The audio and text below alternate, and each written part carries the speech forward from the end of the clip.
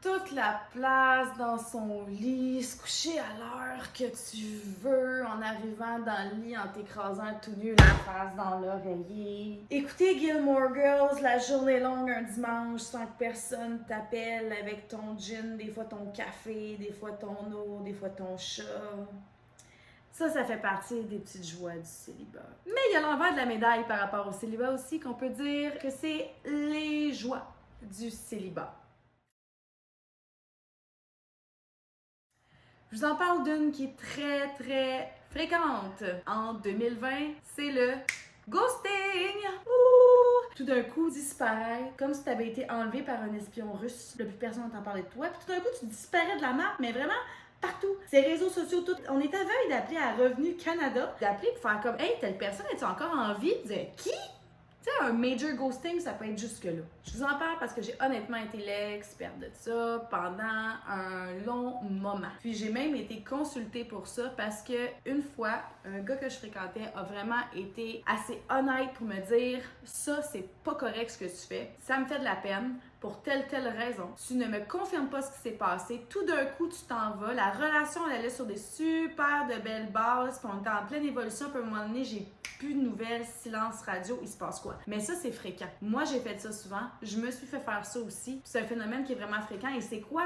C'est quand on n'ose pas prendre responsabilité de nos émotions et de notre rôle dans une relation. Quand il y a une déception qui arrive, il y a quelque chose qui ne fait pas notre affaire et au lieu de le mentionner, on prend la fuite. C'est un manque de maturité émotionnelle. C'est aussi un signe qu'on n'est peut-être pas nécessairement prêt à aller en relation, qu'on n'est pas au même niveau que l'autre personne. Attends, c'est ça, mon chat joue avec une truc douteux ici. Qu'est-ce que je veux dire qui est une joie du célibat? En couple, ça arrive pas ça. Ton chum, il va pas te ghoster, là. Ta chum de fille, elle va pas te ghoster. Ta mère, elle va pas te ghoster. Tes enfants vont pas te ghoster. Une fréquentation, par contre, ça peut te ghoster sur un temps. Puis qu'est-ce qui est drôle, c'est tout d'un coup, quand ça te ghost, quand les communications commencent à s'estomper, tu peux avoir deux formes de langage. Soit pas de langage, soit quelqu'un qui revient de temps en temps. « Hey, salut, je suis vraiment désolée, je t'ai occupée. » Ça, c'était ma stratégie, gang.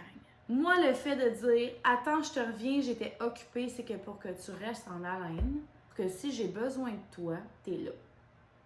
Et je suis très honnête de dire que je faisais ça. OK? Très honnête et transparente de le dire. Et c'est vraiment malsain et nocif et toxique pour la personne avec qui tu es. Ouais. Et j'ai porté ce trait de caractère-là longtemps. Fait que c'est ce que je faisais. Fait que je te laisse là, je te laisse là, je te laisse là, je te laisse là. Comme ça, si j'ai besoin de quelque chose, vous êtes toutes là. Peu importe c'est qui j'ai envie. C'est pas vraiment sain. Le pire là-dedans, c'est que c'était complètement inconscient jusqu'à ce que je suive une thérapie puis que mon psy m'en parle, fasse comme « Hey, c'est parce que tu te déresponsabilises, tu veux pas d'engagement puis tu te sers des autres pour combler ton vide intérieur. » Boum! Puis quand ça te tente plus, tu te pousses. Hi!